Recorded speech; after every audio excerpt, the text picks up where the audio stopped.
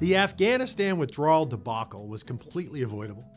I get the fact that it was super expensive to stay and it had been 20 years and it was time to go. But you have to go only when certain conditions are met. That's what President Trump and his team were doing. They met with the Taliban and told them we'd leave the country, provided they did certain things. Among them were, number one, of anything else, do not attack or harm any more American soldiers. Don't attack regional checkpoints and outposts, and enter into a power-sharing coalition with the Afghani government. I spoke directly with President Trump, personally with Secretary Pompeo, and the Director of National Intelligence and my predecessor in Congress, John Ratcliffe, about this.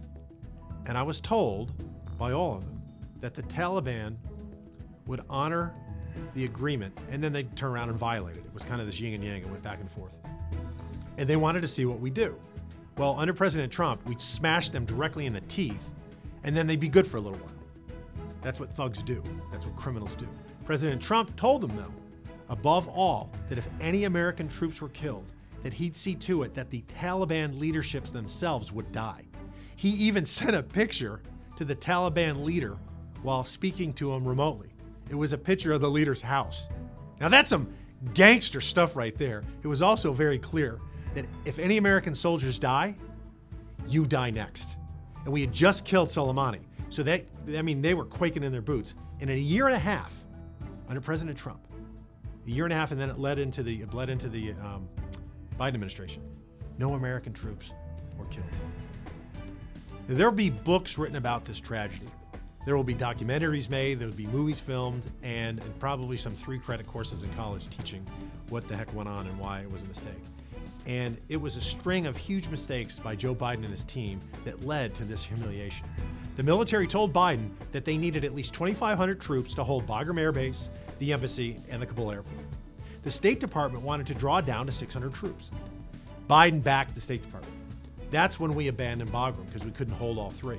Problem was, we not only lost the runways at Bagram and on that great, beautiful asset, but there were 5,000 bad guys, scumbags, that were being held in prison there. And not long after we left, they all broke out. Not a surprise, it's Afghanistan after all. I asked General Milley and Secretary Austin to their faces in an Armed Service Committee meeting if they could guarantee the American people 2 things. That none of those 5,000 scumbag bad guys participated in the murder of our 13 service members in Afghanistan. And also that none of those 5,000 scumbag criminals had made it to the United States and were hidden among the 70,000 who ended up here. And you know what they said? Both of them said, on the record under oath, they could not guarantee the American people either.